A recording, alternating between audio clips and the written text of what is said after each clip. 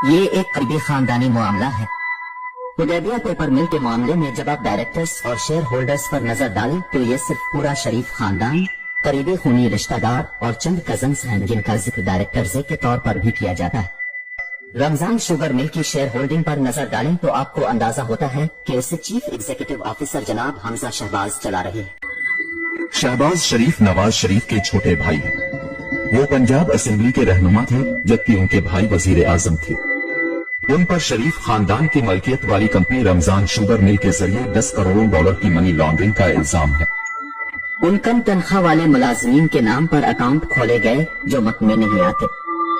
ان accounts میں پیسے جمع ہوتے تھے اور آخر کار وہ حمزہ، شہباز شریف، سلیمان، شہباز شریف اور خود شہباز شریف کے اکاؤنٹس میں جمع ہو جاتے تھے۔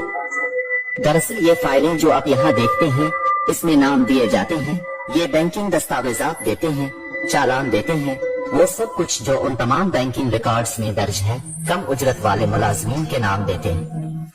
یہاں ایک مثال ہے، آپ اسے دیکھیں جناب مسعود انور، وہ اسے جناب شہباز شریف کے نام پر جمع کرا رہے ہیں۔ یہ 1.6 ملین روپے ہے۔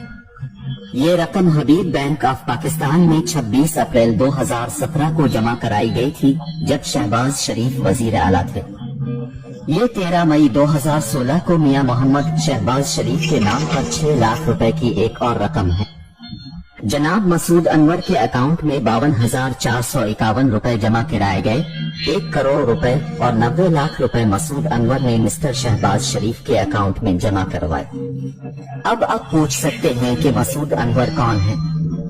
وفاقی تحقیقاتی ادارے FIA کی جانب سے کی جانے والی اس تحقیقات کے مطابق مسعود انور تھے شریف خاندان کا نچلے درجے کا ملازم۔ آپ کے اپنے خاندان کا رکن وزیر خزانہ ہے اور آپ کا دوسرا بھائی وزیر اعظم ہے، لہذا اس وقت پوری بینکنگ چین ان کی سہولت کے لیے موجود تھی اور میں تحقیقات میں شامل ایک ذرائع سے بات کر رہا تھا۔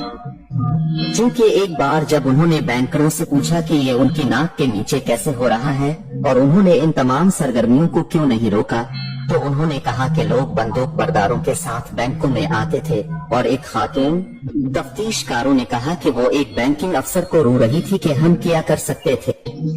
بینک مینیجرز کو بینک کے اعلیٰ عہدیداروں کا فون آتا تھا۔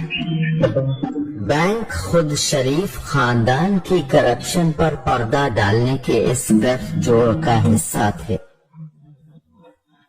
نام نہاد پاناما پیپرز میں منی لانڈرنگ اور ٹیکس چوری کے الزامات ہیں۔ اس میں عالمی رہنما شامل ہیں اور جہاں ان میں سے کچھ پر ٹیکس سے بچنے کی کوشش میں اپنا پیسہ چھپانے کا الزام ہے۔ یہ پاکستان کے لوگوں کے لیے حیرت کی بات تھی کیونکہ یہ بین الاقوامی سطح پر سامنے آیا تھا۔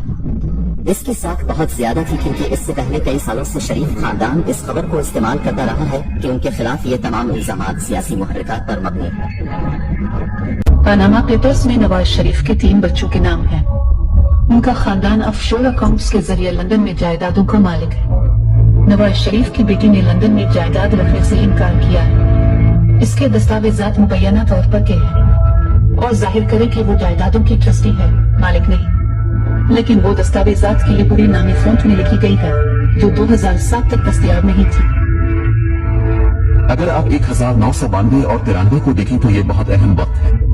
مریم کے اثاثوں میں 21 گنا اضافہ ہوا ہے اور 1 سال میں اس کا کوئی جواز نہیں ہے۔ آپ ایک کاروبار کے مالک نہیں ہیں، آپ کے نام سے کوئی کاروبار نہیں ہے، لیکن آپ کے اثاثے 21 گنا بڑھ رہے ہیں۔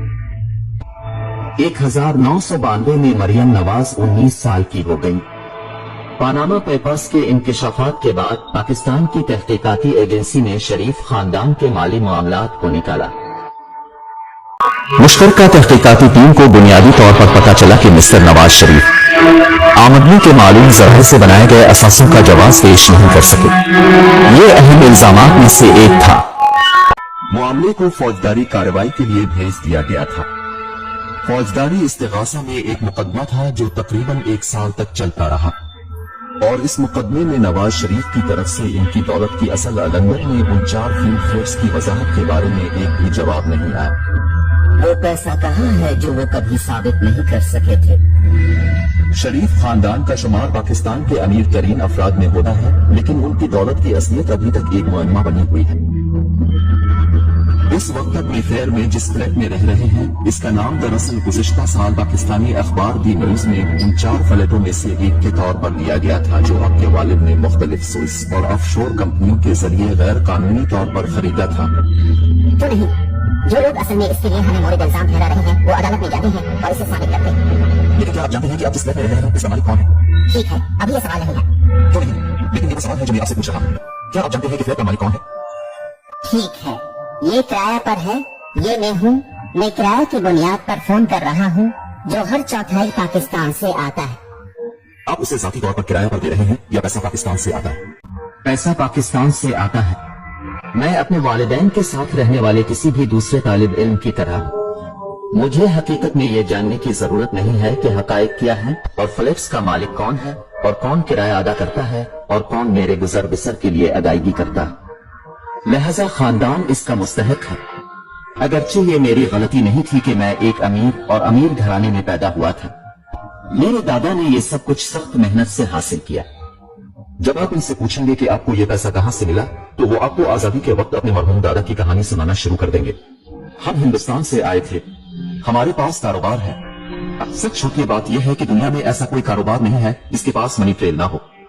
अगर आप उनकी टैक्स फाइलिंग को देखें तो ये एक बड़े सनती खानदान के तौर पर सामने नहीं आता है। शरीफ खानदान पाकिस्तान के इस अमीर घराने में कभी शामिल नहीं हुआ, लेकिन अब अगर आप पाकिस्तान के अमीर तरीन खानदानों की फहरिस्त बनाएं तो यकीनी तौर पर शरीफ खानदान टॉप 3 में शामिल होगा। हो सकता है कि टॉप 5 में इसलिए शामिल हों कि लक्समबर्ग, बर्तानिया, मुत्तहिदा अरब अमारात और सऊदी अरब में उनकी कितनी जायदादें छपी हुई। अमेरिका में मुख्तलिफ बैंक अकाउंट्स में किया है, जो मालूम नहीं कि ये 4 अरब डॉलर है या 5 अरब डॉलर, ये मालूम नहीं है। दिसंबर 2018 में पनामा पेपर्स के इंकशाफात के नतीजे में नवाज शरीफ और उनकी बेटी को करप्शन के इल्जामात में 7 साल कैद की सजा सुनाई गई। नवाज शरीफ लंदन में इलाज के लिए जमानत पर है और लंदन से पाकिस्तान वापस आने से इनकार कर रहे हैं। नवाज शरीफ का दावा है कि उनका जवाल पाकिस्तानी फौज की साजिश है। We contacted Priti Patel MP, the Home Office Minister, to ask her why Nawaz Sharif, who had overstayed his British visitor visa by 2 years, had not been extradited from Britain. Priti Patel had been eager to deport asylum seekers during her time at the Home Office, yet she took no action against Nawaz Sharif. Priti Patel MP and the Home Office did not agree to an interview. We also contacted the National Crime Agency. We wanted to find out why there had been no meaningful investigation into Nawaz Sharif's assets. The NCA did not agree to speak to us.